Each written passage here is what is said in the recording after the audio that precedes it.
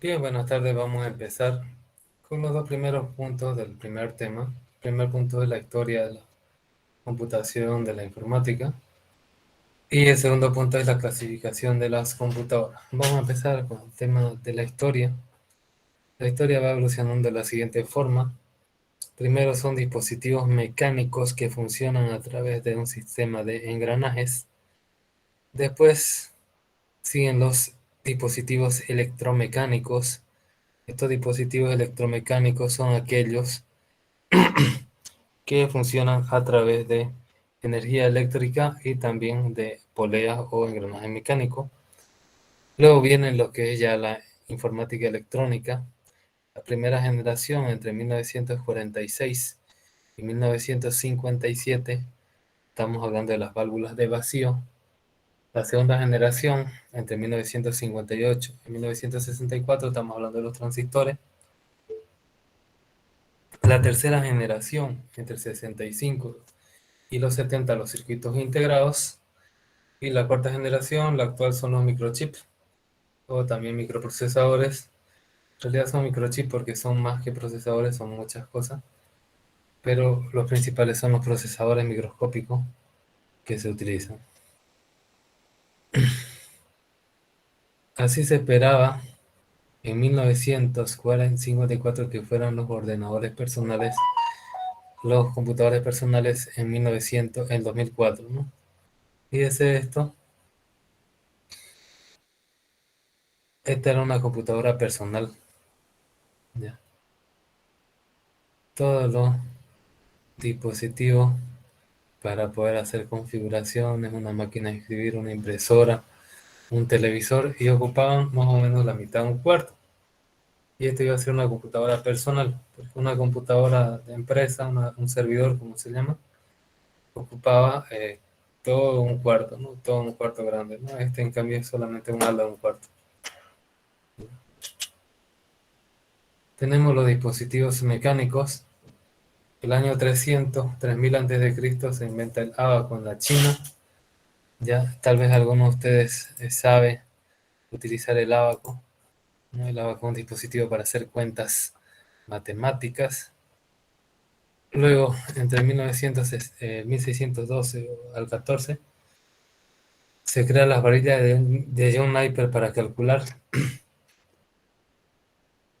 Luego, en 1922, están las reglas de cálculo de William Oersted, los cálculos de logaritmos.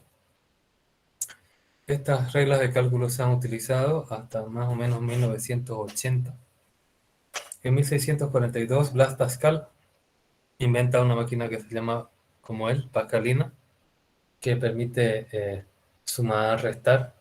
Es simplemente una máquina de engranajes. Si tuviéramos clases presenciales, les daría como tarea que ustedes inventen una máquina que sume y reste. Entonces, es sencillo de hacer. La Pascalina es solo engranajes. En 1674 se crea la máquina de Leibniz, que permite hacer sumas, restas y multiplicación y división. Esto ya es mucho más avanzado, ¿no?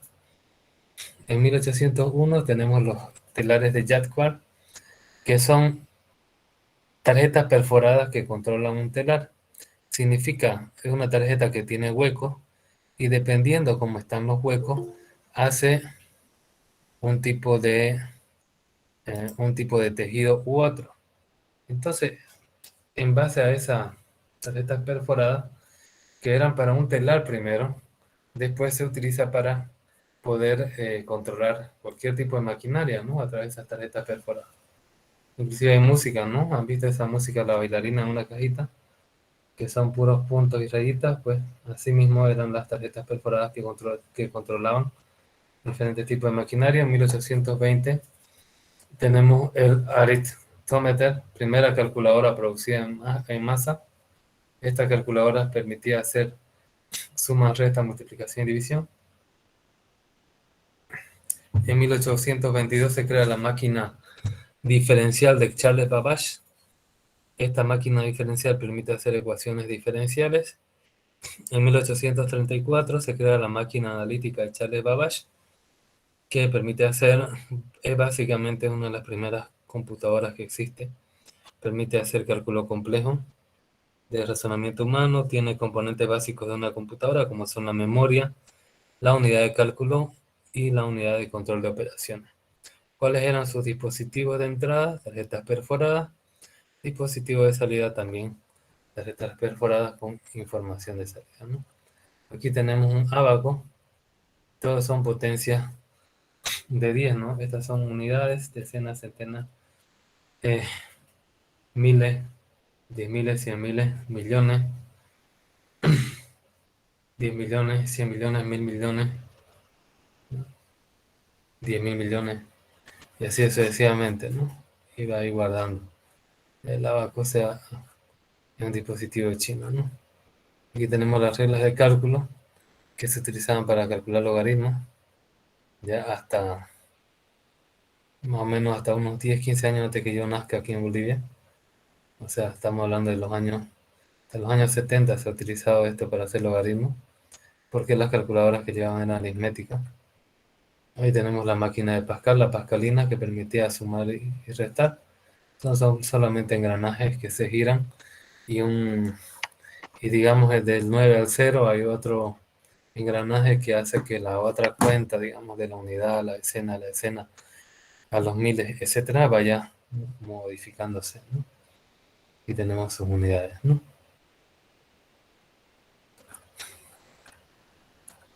Tenemos acá los telares, ¿ya?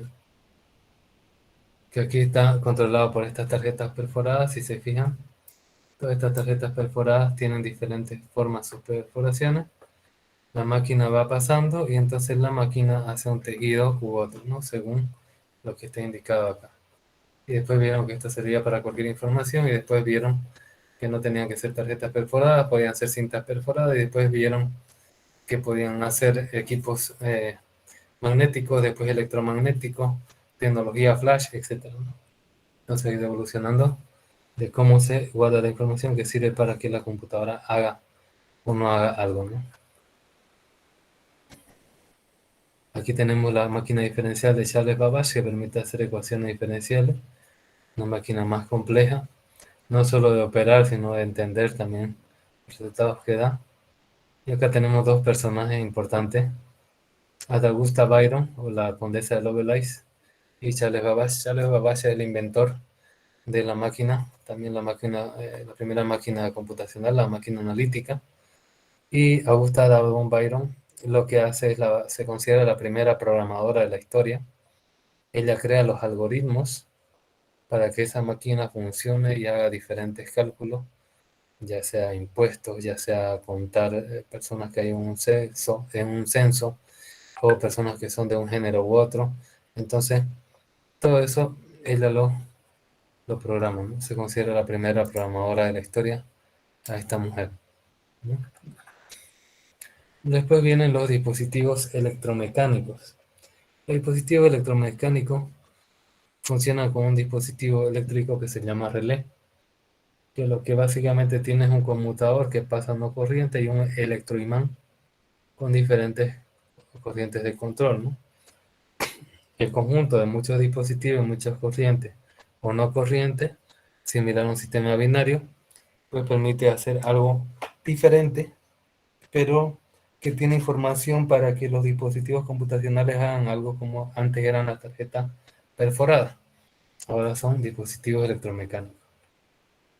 En 1889 tenemos la máquina tabuladora de Hollerith para el censo de los Estados Unidos. En 1914 tenemos el ajedrez automático de Leonardo Torres Quevedo. En 1938 el Z1 de Konrad Zuse en Alemania. Y en 1844 tenemos el dispositivo más grande de esta generación que podría llamarse la computadora electromecánica, se llama Mark I de Harvard Mark I, que lo inventó Howard Aiken en Estados Unidos. Y también tenemos el IBM Automatic Sequence Control Calculator o ACSC. Bien, acá tenemos ejemplos de estos dispositivos. Ya. Acá tenemos un telesitio de la American Scientific y tenemos diferentes dispositivos electromagnéticos, ¿no? Estos todavía funcionan con lo que viene a ser tarjetas perforadas y estos de aquí ya funcionan con dispositivos electromagnéticos. Ahora ya lo que se viene a llamar computadora. Computar en inglés o en español significa calcular.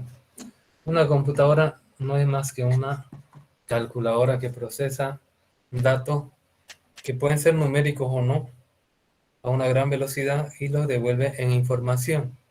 Información viene a ser algo entendible por el ser humano. Entonces tenemos acá la primera generación, ENIAC, Electronic Numerical Integrator and Computer, una computadora que permitía hacer integraciones en 1947. Tenemos en 1948 la Manchester Mark I, primer ordenador digital con programa almacenado. Antes los programas no estaban almacenados dentro del computador, sino que había que poner un relé o tenía que poner usted una tarjeta perforada. En 1949 tenemos Whirlwind de Jay Forrester del MIT, primer computador de tiempo real. En 1949 también tenemos el STAC, Electronic Device Storage Automatic Computer o computadora automática de almacenamiento de retraso electrónico, creado por Marshall Bilkins en la Universidad de Cambridge en Inglaterra. Y en 1952 tenemos el ELIAC 1 de la Universidad de Illinois en Urbana-Champaign. Entonces tenemos acá la primera calculadora electrónica, ABC, Atanasoff Berry Computer, por la Universidad del Estado de Iowa, ¿no? Acá tenemos un ejemplo de cómo eran las primeras computadoras electrónicas que tenían válvulas al vacío. Entonces, tenemos acá la computadora, acá tenemos las válvulas al vacío que tienen la información electrónica para procesar. Fíjense esto, este conjunto de pinchos nos da cierta información que después puede salir a una tarjeta perforada para, si bien se utilizan las tarjetas perforadas, pero ya no directamente dentro de la máquina, sino para entrada y salida de información. Aquí tenemos ENIAC de la Universidad de Pensilvania. Fíjense todo esto es una computadora. Y para utilizar una computadora en esos tiempos, usted tenía que entrar con ropa de laboratorio, ¿no? No podía utilizar una computadora sin camisa, por ejemplo, sino que tenía que tener las condiciones de seguridad. Acá tenemos su característica. Fíjense, se inició la construcción en el 43, se terminó en el 46 y se usó hasta el 55, 19 años. Una construcción de 3 años que se utilizó 9 años, ¿no? Su codificación era decimal, no era binaria, como las actuales. Tenía 20 acumuladores de 10 dígitos, vale decir que podía hacer hasta números de 10 elevado a la 20. Programada manualmente por un operador. 18.000 válvulas de vacío, 30 toneladas, 15 pies cuadrados. 140 kilowatts de consumo de potencia, más que todo su barrio. Y hacía 5.000 sumas por segundo. Tenemos EDVAC, la computadora automática variable discreta electrónica del Instituto de Estudios Avanzados de Pensilvania. Ahí tenemos acá características. Tenía 100 palabras de 40 bits. 40 bits significa que era binaria. 2 instrucciones de 20 bits. Conjunto de registros en la CPU. Registro de almacenamiento de memoria. MDR, registro de direccionamiento de memoria del MAR. Registro de instrucción, registro de buffer de instrucción. Contador de programa, acumulador y multiplicador cociente también. Acá tenemos John von Neumann, uno de los genios de la computación, con su creación, ¿no? Con la EDVAC. Aquí está, fíjense todo esto. Era una computadora que tenía mucho menos capacidad de la que tenemos actualmente, ¿no? Y acá tenemos la arquitectura de von Neumann, nos da el concepto de programa almacenado, ¿no? Son las primeras computadoras que manejan un programa almacenado. La memoria principal se almacena programas y datos. La unidad aritmético-lógica opera con datos binarios. La unidad de control interpreta instrucciones de memoria. Bien, acá tenemos que ya cuando nace la segunda etapa, la etapa de las computadoras electrónicas, de los microprocesadores, empiezan a nacer empresas de informática, porque vieron que se podía utilizar para el público común, ¿no? Entonces, en 1896 tenemos Tabulating Machines de Hermann Hollerith. En 1911, CRT Calculating Tables and Recording Compañía, fusión de Tabulating Machines con otras empresas. En 1924 nace IBM, Máquinas de Negocios Internacionales, significa IBM, que cambió de nombre de CTR por Thomas Watson. En 1968 nace HP, Hewlett Packard, desde el garaje de Palo Alto, en California, por William Hewlett y David Packard. En 1952, DEC Digital Equipment Corporation, ¿no? Estos tres equipos todavía funcionan y hacen diferentes cosas. Bien. Entonces nosotros tenemos...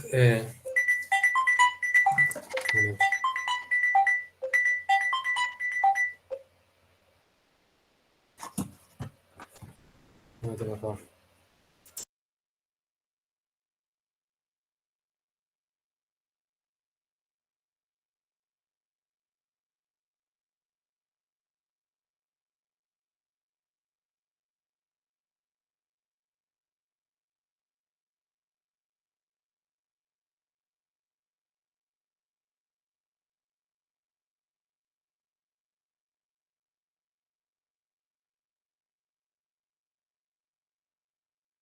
Bien, entonces tenemos acá Univac Division, Universal Automatic Computer, de la corporación Remington y Rand, que crea la Univac 1 en 1951. Tiene esta forma, ya es un computador pequeño. Y tenemos la Univac 1103A en 1953, primera máquina comercial con memoria de núcleos de ferrita, ¿no? Esa memoria que se ve ahí, y es la primera máquina que se puede considerar comercial. Las otras computadoras no eran comerciales, era una construcción que se hacía con un conjunto de máquinas, válvulas de vacío, máquinas electrónicas, tarjetas perforadas. En cambio, esta ya era una máquina comercial que se vendía para que las otras empresas lo usen tal cual se hace actualmente, ¿no? Tenemos IBM en 1952, que era el IBM 701, el calculador de defensa, el primer ordenador con programa almacenado de IBM. Las computadoras actuales tienen programa almacenado, se llama el BIOS, y también tiene el sistema operativo, que es programa almacenado, ¿no? Pero antes eso no existía. Había que cargarlo y era todo un proceso de montar los discos y poder recién ejecutar. En 1953, IBM 650, el Magnetic Drum Calculator o calculador de baterías magnéticas, primer ordenador electrónico producido en masa por IBM. En 1955, el IBM 702, 701 para aplicaciones de negocio. Y acá tenemos su forma, ¿no? En 1955 se crea Stretch, tenemos que se llama el IBM 704 en código. Es un supercomputador que tiene 100 veces, o sea que tiene 5 kiloflops. 5 kiloflops sería 5 kilobits, más o menos, ¿no? Actualmente las computadoras están llegando a los gigas de información. Bien, tenemos acá la segunda generación de los computadores de 1958 a 1964. Ya, aquí estamos hablando de segunda generación de transistores inventados en los laboratorios Bell en 1947 por John Barden, Walter Brattain y William Scott. Reemplazaron las válvulas de vacío y tenían menor costo de fabricación, menor tamaño, menor disipación de calor, menor consumo eléctrico y mayor fiabilidad. En el año 1957 tenemos Atlas Guidance Computer, que se abrevia como Burroughs, computador de lanzamiento del misil Atlas, que se utiliza para lo que es la tecnología militar. 1960 tenemos el DEC PDP-1, Digital Equipment Corporation, primer ordenador comercial con monitor y teclado. Estamos hablando que el base de Tech Computer en 1960. En 1961 tenemos el Stretch, 30 veces más rápido que el IBM 704. En 1964, CDC 6600, Control Data Corporation, primer supercomputador comercial. En 1965 tenemos el DEX PDP-8, Digital Equipment Corporation, primera mini computadora, ¿no? Ustedes no utilizan mini computadora, ustedes lo que utilizan son microcomputadoras. ¿Ya? Acá tenemos el DEC PDP-8, tenemos acá, tenía esta forma, era un computador pequeño para los predecesores. Tenemos la tercera generación, la generación de los circuitos integrados, que actualmente es lo que nosotros utilizamos. Fueron inventados en 1958 por Jack Kilby en Texas Instruments y Robert Noyce en Fairchild Semiconductor, ¿no? Otra empresa. De estas dos empresas, la más famosa actualmente es Texas Instruments, ¿no? Todavía crean dispositivos, están de moda con el Internet de las Cosas, creando sensores, actuadores y ese tipo de dispositivos. Bien, tenemos acá, en 1965 se crea el Burroughs B2500 y 3500, primeros computadores con circuitos integrados.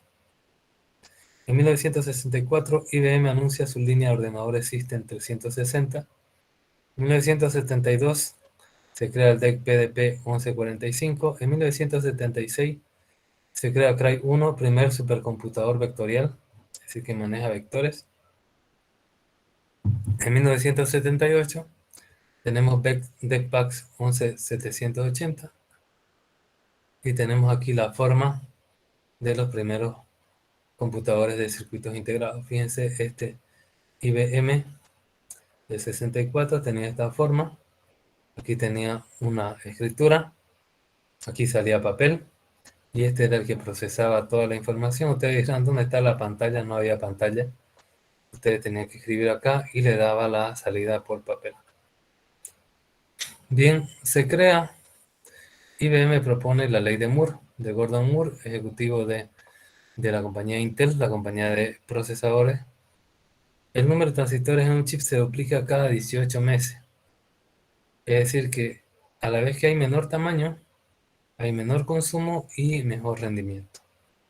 Bien, entonces eso nos lleva a la cuarta generación, la generación de los microprocesadores. Actualmente eso es lo que manejamos.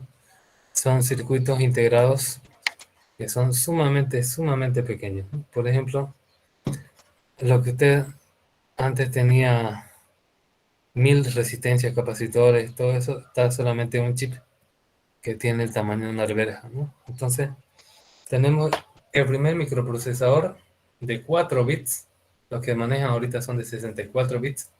Se crea el Intel 4004 en 1978, que tiene una velocidad de 108 kHz, unos 4400 transistores. Luego tenemos microprocesadores de 8 bits, el Intel 8008 en 1972, el Intel 8080, que es uno de los más famosos en el 74, y el Intel 8085 en el 76. Luego tenemos microprocesadores de 16 bits, el Intel 8086 en 1978, que tiene una velocidad de 4 MHz.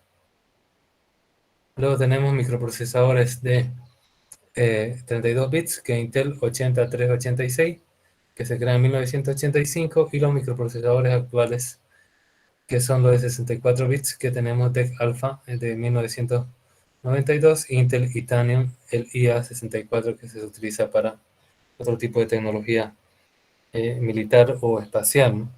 Pero ahora es lo equivalente que tenemos acá en los Intel i3, i5, i7, son de 64 bits. Seguramente eh, debe haber en proyectos procesadores de 128 bits. Entonces acá tenemos una evolución de diferentes microprocesadores utilizados para PC la cantidad de transistores que tienen y cómo ha ido evolucionando, ¿no? Cada vez tienen mayor cantidad de transistores, significa mayor cantidad de equipos electrónicos internamente. Vemos como el Pentium 4 tiene 42 millones de transistores, fue creado en el año 2001, ¿no? Y acá tenemos un Intel 4004, que es un Intel de los años 70, fíjense la cantidad de circuitería que tenía en ese tiempo, ¿no?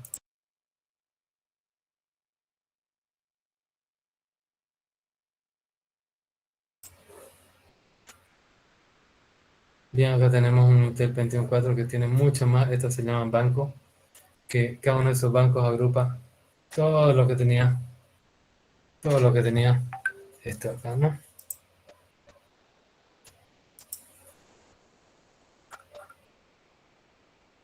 Y acá tenemos algunos computadores personales famosos. Tenemos el 1973, se crea Alto por la compañía Xerox PAR. Xerox es la compañía que crea el ratón, ¿ya? Tiene también conexión a la red cableada por Ethernet y tiene una interfaz gráfica de usuario, es decir, tiene pantalla. Es un PC experimental que no se comercializó. Después los primeros que comercializaron fueron Apple I. En 1975 se crea MIT Altair 8800, primer ordenador personal comercial, pero que no tuvo mucho éxito. Y en 1976 Steve Jobs y Steve Wozniak inventan el Apple I, ¿no? De la compañía que luego se llamaría Apple. En 1977 se crea Apple II. En 1980 Osborne I, primer ordenador portátil. El primer portátil se crea en los años 80. Xerox crea en el 81 Xerox Star, versión comercial del Alto. Fíjense que perdió tiempo del año 73 al año 81. Y ya Xerox se considera una compañía solamente de creación de componentes, ¿no? No se considera una compañía de creación de computadoras completas como son IBM o Apple. Después, en el 81, nace IBM PC con arquitectura abierta, con el sistema operativo DOS, que es un sistema que compra Bill Gates y revende, ¿no? Luego tenemos el 83 IBM PC XT, en el 83 Apple Lisa, una evolución de los Apple más bonito, pero que no tuvo el impacto que tuvo los IBM PC. En 1984 IBM PC AT, con el ordenador 80286 de 32 bits. En 1984 Apple Macintosh, que fue bastante popular en el mundo de lo que es arquitectura, ingeniería civil, diseño gráfico, eso. En 1988 Apple Next y en 93 Apple Newton, que viene a ser el primer PDA. Si no saben qué es un PDA, un Personal Digital Assistant o asistente digital personal, viene a ser prácticamente lo mismo que una tablet, solo que un poco más pequeña. Acá tenemos algunas de esas. Aquí tenemos PDA, tenemos Macintosh, que se utilizaba bastante para lo que era eh, diseño gráfico. Acá tenemos Apple One, tenemos el Alto, que no se comercializó, pero que era muy bueno. Tenemos Osborne 1, acá que tenía otro tipo de salida, una salida de carácter muy pequeña. Y acá tenía unas cuantas palancas. Altair y tenemos IBM PC. Fíjense, estas dos son muy similares. La diferencia es que esta tiene un ratón y esta al principio no tenía. ¿Ya? Bien, entonces esa sería básicamente la historia, ¿no?, de las computadoras. Después lo que ha habido simplemente ha sido una revolución de los microprocesadores que cada vez son más pequeños. Por ejemplo, a partir de los años 2010 ha estado de moda lo que son las tabletas, tanto que ya es una tecnología que ya existía antes, pero que fue lanzada con el iPad de, de Apple. Y después tenemos los Samsung Galaxy Tablet también de Samsung. Después también tenemos otros dispositivos que han empezado en esa década de los 2010, como los Smart TV o los televisores inteligentes, que permiten conectarse a Internet para ver cierto tipo de contenido.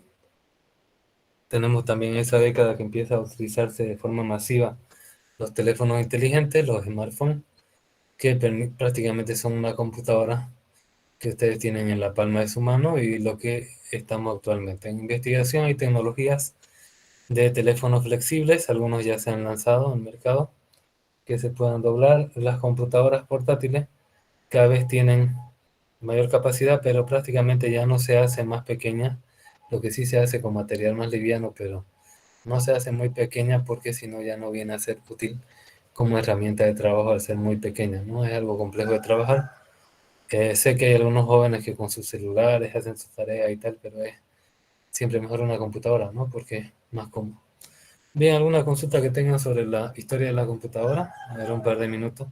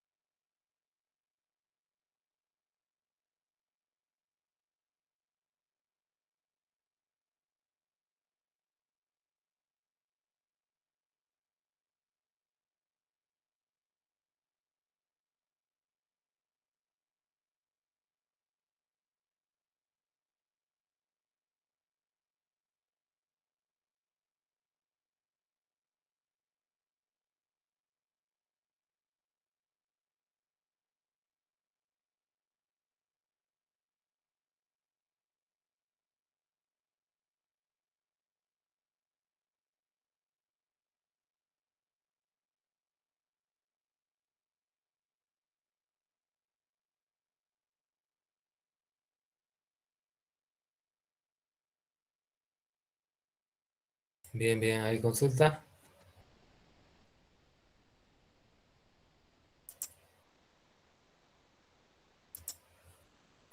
¿No hay consulta?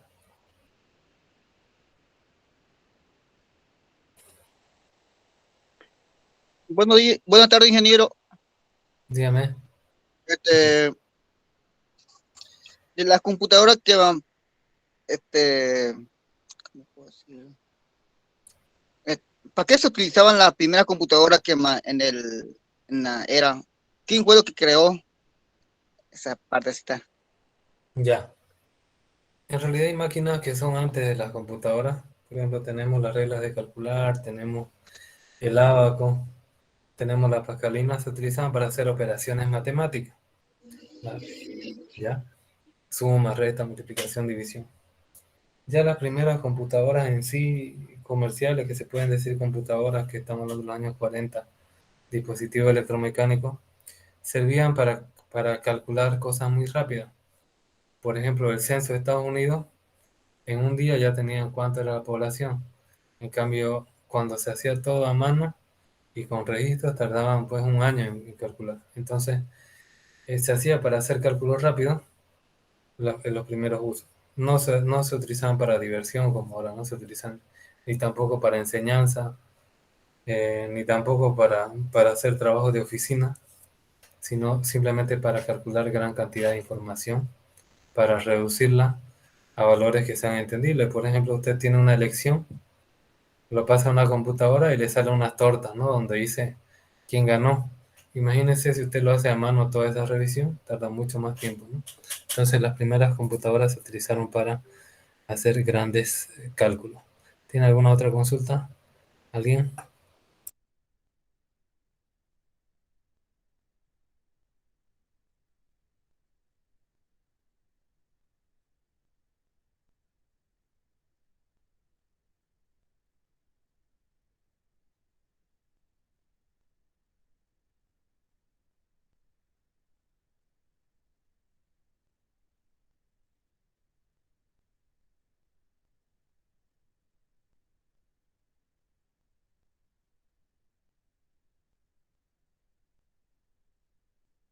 Bien, entonces vamos con la segunda parte de la clase de hoy.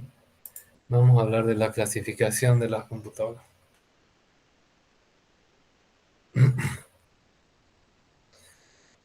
Cuando nosotros hablamos de clasificación de algo, estamos hablando de tipo, de discriminación o estereotipización de las cosas, ¿no? Entonces, hay diferentes tipos de computadoras que se pueden diferenciar de diferentes formas, por el tamaño, por sus características o por su labor. Los computadores son utilizados desde las plantas nucleares como controladores de labores de alto riesgo hasta la simple tarea de calentar una comida con el microondas, ¿no? Hay computadores de diferentes, no solo todos los computadores son un portátil o una computadora de sobremesa. Hay computadoras que son muy chiquititas, que son microcomputadoras todavía más pequeñas de las que ya se utilizan en la vida diaria. Entonces las computadoras se pueden clasificar según su funcionalidad, según su capacidad de procesamiento, es decir, el tamaño de información que pueden manejar, y según su aplicación. Esas son las tres clasificaciones que tenemos de las computadoras. Según su capacidad se clasifican en supercomputadoras, computadoras que manejan gran cantidad de información. Cada vez que una microcomputadora personal va teniendo mayor capacidad, también las supercomputadoras, las macrocomputadoras, van teniendo mayor cantidad de procesamiento. Tenemos las supercomputadoras, se utilizan sobre todo para misiones espaciales, para cosas de alto precisaje, para hacer plantas que manejan gas a gran cantidad. Tenemos macrocomputadoras, que son computadoras grandes, que se utilizan para empresas grandes como tipo bancaria, cooperativas. Tenemos mini computadoras, que son servidores que se utilizan en cualquier empresa, y las microcomputadoras, que son las de uso personal que tenemos nosotros, ¿no? Y acá tenemos, ¿qué es una supercomputadora? Es la computadora más potente disponible en un momento dado. Fíjense, dice en un momento dado. ¿Qué significa? Que en un momento dado es la computadora que tiene la mayor cantidad de memoria RAM, la mayor cantidad de disco duro, la mayor cantidad de, de procesador, pero de acá a 10 años puede ser que esa no se considere supercomputadora, porque ya las capacidades de las otras computadoras han mejorado. Estas máquinas están construidas para procesar enormes cantidades de información en forma muy rápida. Las supercomputadoras pueden costar entre 10 millones hasta 30 millones de dólares y consumen energía eléctrica suficiente para alimentar por lo menos a 100 hogares una sola computadora. Las supercomputadoras son las más poderosas y costosas de la actualidad. Se utilizan para tareas donde priorizan la velocidad de los cálculos. Constituyen el tipo más grande, rápido y costoso de estos aparatos. Por ejemplo, al momento actual, una supercomputadora se podría considerar una computadora que tiene una memoria RAM en torno de los teras y que tiene un almacenaje en torno de las petabytes, ¿no? Entonces eso está lejos todavía de lo que nosotros comercializamos, compramos para uso personal. Bien, y acá tenemos algunas tareas que se dedican a las supercomputadoras. Búsqueda y estudio de la energía y armas nucleares, búsqueda de yacimientos petrolíferos con grandes bases de datos sísmicos, el estudio y predicción de tornados, estudio y predicción del clima de cualquier parte del mundo, la elaboración de maquetas y proyectos para la creación de aviones, simuladores de vuelo. Entonces son tecnologías que necesitan muchísimos datos para que eso funcione. Imagínense crear un avión. Usted tiene que simular el viento, tiene que simular el tráfico, tiene que simular la carga. Todo eso no lo puede hacer con una sola computadora normal, porque sería un cálculo demasiado aproximado. Y nosotros lo que queremos es un cálculo que sea más aproximado a la realidad, para que no haya fallos en esa tecnología. Tenemos las macrocomputadoras que se llaman mainframe. que tienen esa forma de estos gabinetes. Y estos de acá son terminales tontas, simplemente que acceden a la mainframe. Son sistemas que ofrecen mayor velocidad de procesamiento de datos, son la columna vertebral de grandes organizaciones, como decía, ¿no? Cooperativas, bancos, telefónicas. Controlan grandes dispositivos de entrada y también de salida.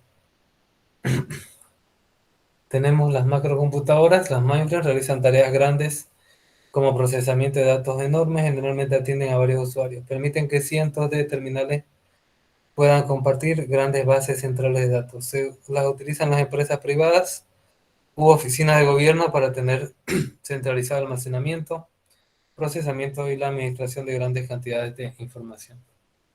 Tenemos mini computadoras que fueron creadas al inicio de la década de los 60. Hicieron su aparición las microcomputadoras con la compañía TEC. Estas máquinas son más pequeñas que las macrocomputadoras, pero también de menor costo. Y son un punto intermedio entre una microcomputadora y una macrocomputadora. Se utiliza sobre todo en las empresas que no son del área de TIC, ni que son estratégicas como servidores de estas macrocomputadoras. Pueden atender una cantidad menor de terminales diseñadas para interactuar simultáneamente con múltiples usuarios. Son usadas en empresas o departamentos de tipo medio, empresas medianas. Tienen entornos de múltiples usuarios apoyando múltiples actividades de proceso de información. Las minicomputadoras, por cuestiones de costo, las empresas que no puedan pagar las computadoras de mayor capacidad tienen una arquitectura parecida a las macrocomputadoras, ¿no? Características de una minicomputadora son algo mayores que las microcomputadoras, se utilizan para tareas específicas, es decir, tenemos una minicomputadora que sirve para las llamadas telefónicas, otra que sirve para la seguridad, otra que sirve para otro, otro trabajo, ¿no? Entonces tenemos cada uno. Conserva algunas características de la mainframe, cuestan miles de dólares, es decir, no son tan caras. Maneja tareas de procesamiento para usuarios múltiples. Las microcomputadoras son las computadoras más accesibles para cualquier tipo de usuario. Son las que ustedes utilizan, ya sea portátiles o de sobremesa. Son máquinas personales de escritorio, sistemas pequeños de propósitos generales pueden ejecutar y usar las mismas operaciones de los sistemas generales, ¿no? Es decir, no es una máquina específica, no hay una máquina para hacer llamadas, otra máquina para la base de datos, porque usted no es una empresa, sino es una persona y utiliza muchas funciones en una sola microcomputadora. Son las computadoras de escritorio, se utilizan en innumerables actividades humanas, en oficinas, laboratorios, casas, escuelas, comercio. Son pequeñas, de bajo costo y para múltiples aplicaciones, ¿no? Que tenemos celulares, tenemos tablets, tenemos laptops, entre otras, ¿no? En las microcomputadoras podemos mencionar diferentes modelos. Hay modelos de escritorio que tienen su CPU, su pantalla, su ratón y su teclado de forma separada. Tenemos computadoras notebook, que son las portátiles que nosotros llamamos que tienen forma de cuaderno. Y las laptops son las predecesoras de las notebooks y son más grandes que estas, ¿no? Entonces, prácticamente la mayoría dice laptops o más que notebook, ¿no? Porque se utilizan sinónimos. Bien, esa es la clasificación por tamaño. Ahora vamos a ver la clasificación de las computadoras por su funcionalidad. Por su funcionalidad se clasifican en tres: analógicas, que ya prácticamente no se utilizan, que tienen una entrada de señal analógica y una salida analógica de corriente; digitales, que son las que nosotros utilizamos; e híbridas, que se utilizan bastante en la industria, ya sea en el mundo industrial, en el mundo electromecánico, porque a través de una computadora digital manejamos entrada y salida analógica, ¿no? Y podemos tener datos de procesar de lo que son los sensores, poder controlar actuadores, etcétera. Las computadoras analógicas obtienen toda su información a través de una forma de medición. ¿Qué es una forma de medición? Es un sensor. Aun cuando es eficaz en algunas aplicaciones, estos métodos de representar los datos es una limitación de las computadoras analógicas. Fíjense, tiene un sensor que, por ejemplo, calcula cuánto es la temperatura y tiene un actuador que dice en un termómetro la salida, ¿no? Entonces es un poco difícil de interpretar la información analógica. Estos se utilizan generalmente para supervisar condiciones del mundo reales, tales como viento, temperatura, sonido o movimiento.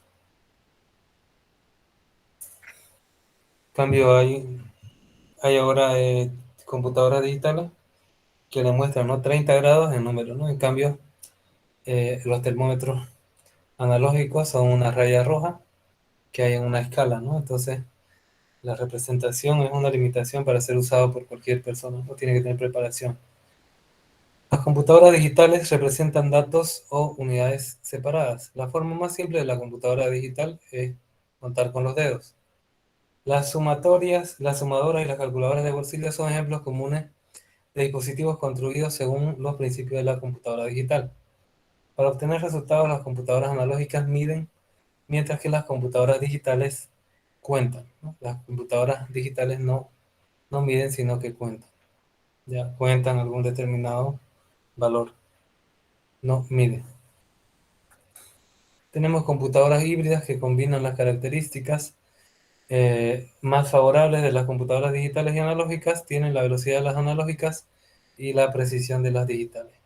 Las computadoras híbridas suelen utilizarse, por ejemplo, para controlar el radar de defensa de los Estados Unidos y también de los vuelos comerciales.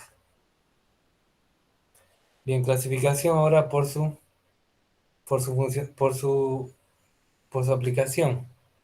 Por su aplicación o su propósito puede ser general o específico. ¿Qué es una computadora de propósito general? Es la que ustedes utilizan. Sirven para poder tener música, tener archivos de texto, tener videollamada, hacer una llamada. Entonces puede hacer cualquier cosa una computadora de proceso general, de propósito general. Pueden procesar información de negocio con la misma facilidad que fórmulas matemáticas complejas. Pueden almacenar grandes cantidades de información y los grandes programas necesarios para procesarla. Debido a que las computadoras de aplicación general son tan versátiles, la mayor parte de las empresas actuales las utilizan. Ustedes utilizan computadoras de propósito general. En cambio, una computadora de propósito específico está hecha para hacer una sola tarea y normalmente se construye en demanda, ¿no? O se configura bajo demanda. Ya, por ejemplo, los servidores, una centralita telefónica viene a ser una computadora de propósito específico. Un router, un switch, un access point inalámbrico son computadoras de propósito específico porque solo procesan y hacen un tipo de función. Bien, entonces tenemos acá que las computadoras de propósito específico tienen muchas de las características del uso general, pero se dedican a tareas de procesamiento muy especializadas. Se diseñan para manejar problemas específicos y no se aplican a otras actividades computarizadas. Por ejemplo, las computadoras de aplicación especial pueden diseñarse para procesar exclusivamente datos numéricos o para controlar completamente procesos automatizados de fabricación en una industria, por ejemplo. Entonces no se utilizan para hacer de todo, sino para algo muy específico. Un simulador es un ejemplo de computadora de uso específico y puede ser un simulador de vuelo, de entrenamiento y en otros campos como la administración de plantas nucleares, los vuelos espaciales, el atletismo o la exploración submarina, entre otras cosas. Bien, entonces cuando tenemos esa clasificación y acá tenemos, ¿no?, unas actividades y un pequeño cuestionario, ya que después ya lo van a hacer. Bien,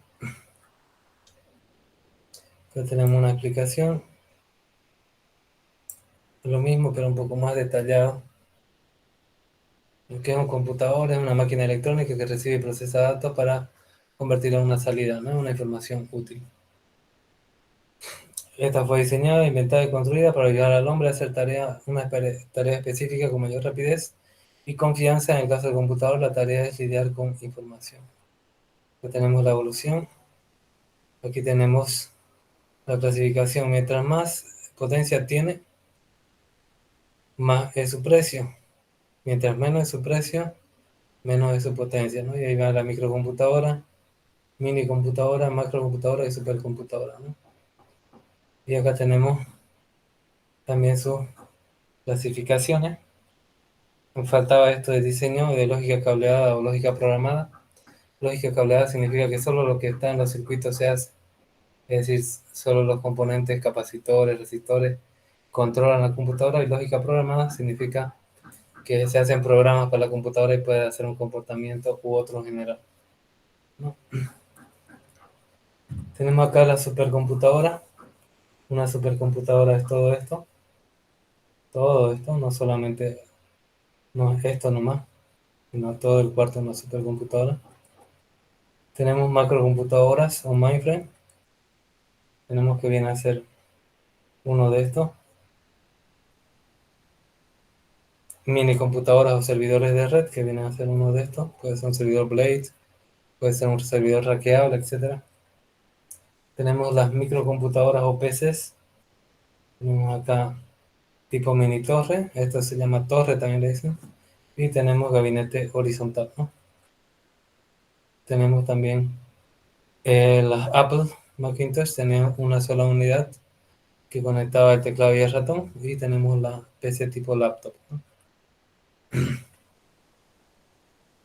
Y acá tenemos computadoras que son móviles. Por ejemplo, tenemos acá otras clasificaciones, estaciones de trabajo. Esta clasificación es solo de las microcomputadoras, es decir, de las más pequeñas. Tenemos la estación de trabajo, que es una microcomputadora de gran potencia que se puede considerar la de gama más alta entre las microcomputadoras. Permite la conexión a red de una computadora de mayor potencia y que es utilizada en negocios o trabajos de ingeniería. Tenemos la computadora personal o PC, que es la que ustedes utilizan para de fácil uso, tiene grandes prestaciones. Y tenemos que el mercado es lo que más hay, tanto en software como en hardware. Tenemos computadoras móviles, que son computadoras personales, que aparte de ser utilizadas por la gente común, se pueden mover, ¿no? Tenemos computadoras portátiles o transportables, que son aquellas que se pueden transportar, tienen una batería que dura un cierto tiempo. Tenemos laptops, que es más manejable y de tamaño más pequeño. Notebook, que es más pequeño todavía. Pocket PC o Paltop, que es una computadora que se utiliza en la mano, ¿no?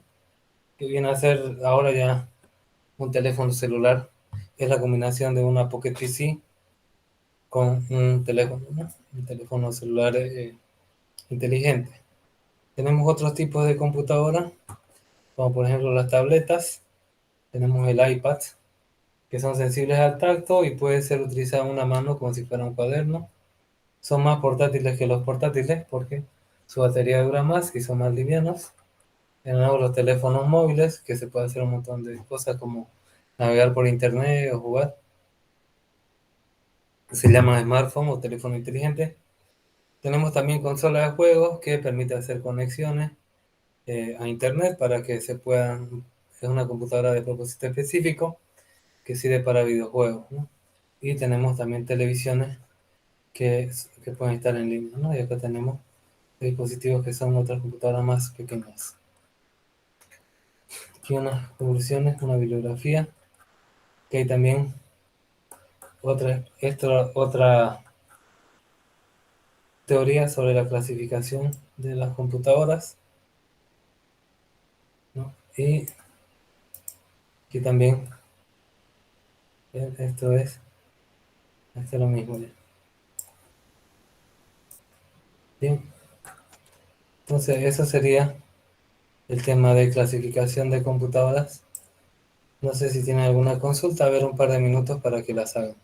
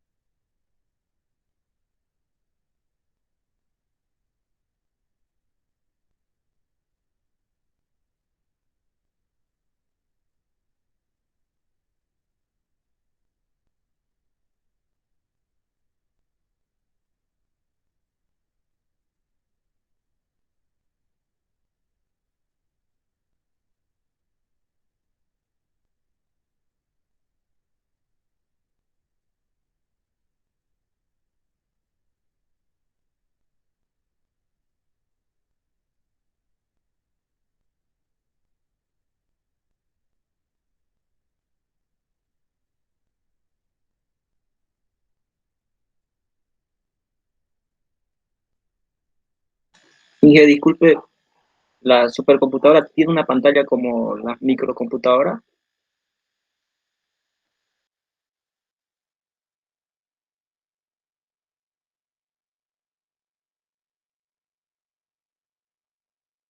Buena consulta. Normalmente una supercomputadora tiene, se llama switch, es un dispositivo al cual se le puede conectar uno o más monitores. Ya no solamente uno, sino puede tener muchos. Bien, bien. ¿Otra consulta?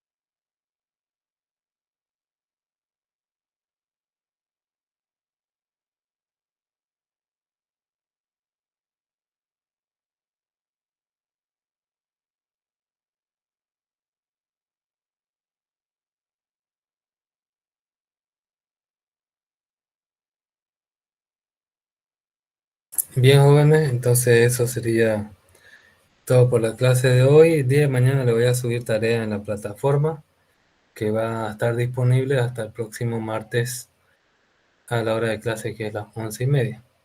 Bien, hasta luego, jóvenes. Perdón, ingeniero, gracias. Gracias, ingeniero.